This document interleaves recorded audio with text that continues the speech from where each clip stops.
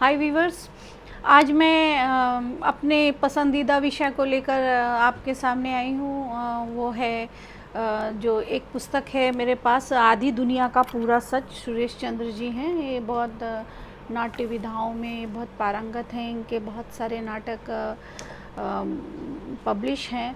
इनकी ये पुस्तक अपने आप में नारी के समस्त पहलुओं को समेटे हुए है। बड़ी धांसू पुस्तक है। अगर आप इसे पढ़ना चाहें तो आप डूब जाएंगे, इसे पढ़ते रह जाएंगे। ये पुस्तक जब मेरे हाथ लगी तो मुझे लगा कि एक एक अध्याय आपके सामने में लाना होगा। और ये पुस्तक ईमानदारी के साथ ये कहती है कि जो नारी है वो नारी ही नर है, नर ही नारी है, दोनों एक दूसरे के पूरक हैं। इसमें लड़ाई नहीं है। नारी अपने को उच्च नहीं समझ रही है, पुरुष अपने को उच्च नहीं समझना चाहता है। पर जो नारीवादी आंदोलन हुए, प्रमुख आंदोलन जिस पर कोई चर्चा करना ज़रूरी नहीं समझता, वो उनका पहला अध्याय ही है कि भारत में दलित आदिवासी नारीवाद की आवश्यकता। आखिर नारीवाद है तो दलित का और आदिवासी स्त्रियों के नारीवाद की चर्चा क्यों नहीं की जाती। तो ये आज इस पर चर्चा है कि वैकल्पिक रूप से नारी सशक्त है और कृत्रिम रूप से भोग्य है। तो वास्तविक रूप उसका है कि वो शक्तिशाली है, और अगर उसके अंदर शक्ति है तो वह अपने भाग को खुद ही बना सकती है। ऐसा लेखक का मानना है, सुरेश चंद्र जी का मानना है। अब मोहनजोदड़ो के समय से भी देखा जा रहा है कि नारी सभ्यता में नारी एक देवी के रूप में थी। परंतु जब भी पुरुषों के वर्चस्ववादी सत्ता हावी हो गई स्त्री पर, जैसे द्रौपदी के ऊपर पुरुषों वर्चस्ववादी पुरुषों ने जब आधिपत्य किया तो न्याय चेतस बिगड़ गया और नारीवादी आंदोलन प्रारंभ हो गए। आंदोलन, साहित्य सर्जन, आरक्षण, दंड विधान, ये सारे समाज में आ गए, क्योंकि इससे कि भाई दंड दिया जाएगा यदि आप नारी को रिस्पेक्ट नहीं करोगे या नारी पर हिंसा करोगे। तो मीरा, ज्योतिबा फूले और ये लक्ष्मीबाई, ये सारी नारियों ने खुद ही अपनी लड़ाइयाँ लड़ी। और ऐसा नहीं है कि उनकी लड़ाइयाँ किसी दूसरे या तीसरे ने लड़ी, और उनको थोड़ा सा संबल मिला और वो अपनी लड़ाइयों को लड़कर खुद ही फतह कर ली, खुद ही जीत गई। तो इस प्रकार से नारीवाद के इन्होंने प्रकार बताए हैं कि एक उग्र नारी होती है, उग्र नारी या रेडिकल नारीवाद, जो पितृसत्तात्मक नारी शोषण के खिलाफ होती है, कि जो उग्र रूप से नाराज़ हैं, जो कि ये पितृसत्तात्मक स्थिति क्यों है, और यदि है तो इसे बदलना चाहिए, हमारे अधिकार छीने जा रहे हैं, हमें हमारे अधिकारों को बनना चाहिए। इस तरीके से कह के वो उग्र या रेडिकल नारीवाद दिखाई पड़ता है, जो पितृसत्तात्मक सत्ता का विरोध करती हैं, उनके अंतर्गत होने वाली नारी शोषण का विरोध करती हैं और व्यापक स्तर पर होती हैं। दूसरी प्रकार की नारियां होती हैं उदारवादी नारी। उदारवादी नारी 1792 में वुलटनक्राफ्ट ने समान अधिकार की बात करी। इंग्लैंड से ये बात शुरू हुई कि स्त्री को समान अधिकार मिलना चाहिए, और ये जनतांत्रिक मूल्यों पर आधारित ये नारीवाद था। इसमें ये था कि हाँ, पुरुष और स्त्री को समान अधिकार मिलना चाहिए। इसमें उग्रता ज़रा भी नहीं थी, और ये उदार रूप में पुरुषों को भी स्वीकार करती थी और कहती थी कि हमें केवल समान अधिकार चाहिए, हमें किसी से कोई मतभेद नहीं है।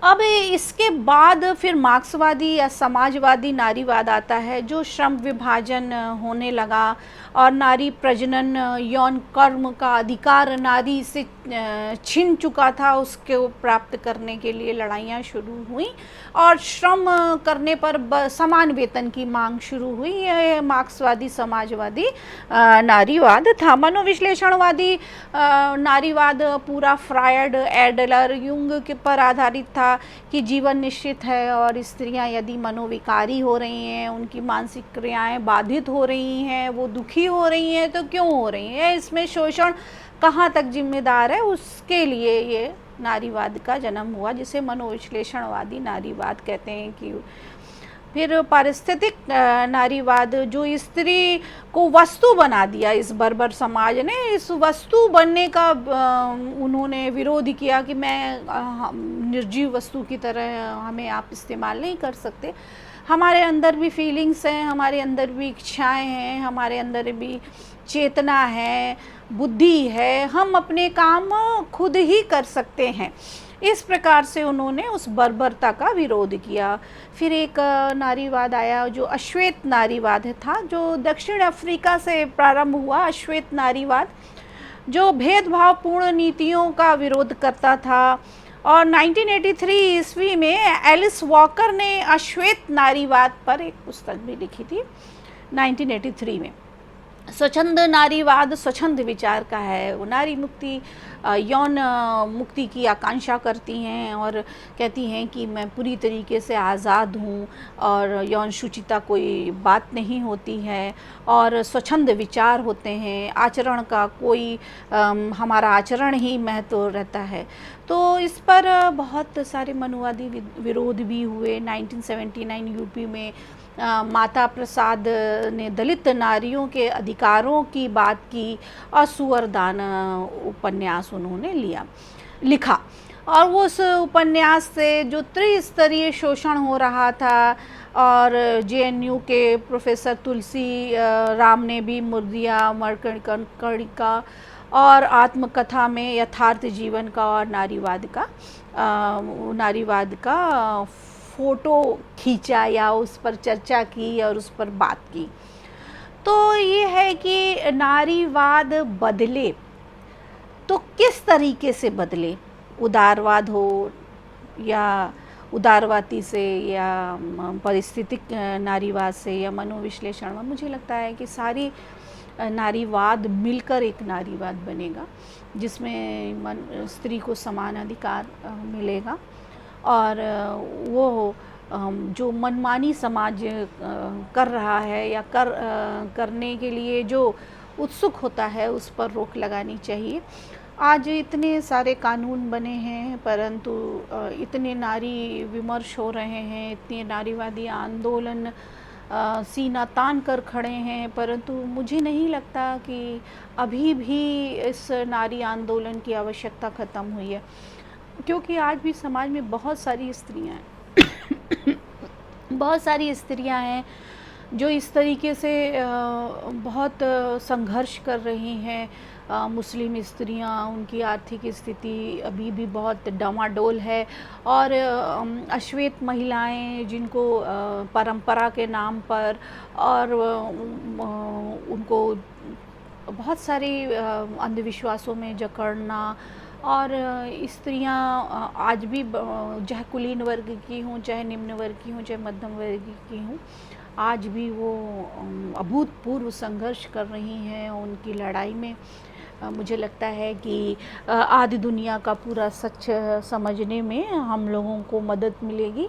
तो मैं आप लोगों को इस पुस्तक का पहला अध्याय आदिवासी और दलित महिलाओं के नारीवाद पर चर्चा किया मैंने। अब नेक्स्ट वीडियो में मैं इसके नेक्स्ट अध्याय पर चर्चा करूँगी, क्योंकि छोटी छोटी वीडियो, छोटी छोटी बातें, छोटे छोटे बात जो कही जाती है वो लोगों के मन में घर कर जाती है। लोग समझते हैं, लोग के पास समय कम होता है, दुनिया दौड़ रही है। तो आज इस जो विश्लेषण था वो आपको कैसा लगा? आपको अगर पसंद आए तो थम्स अप दीजिएगा, और अगर आपको लगे कि ठीक नहीं था या इसमें कुछ कमियां थी तो कमेंट्स में ज़रूर लिखिएगा। क्योंकि लिखने पढ़ने वाले सुधार चाहते हैं, तो आगे मैं सुधार भी करती रहूँगी। और कमेंट्स करिए, सब्सक्राइब करिए और लाइक करिए, मुझे अच्छा लगेगा। Thank you very much viewers, thank you.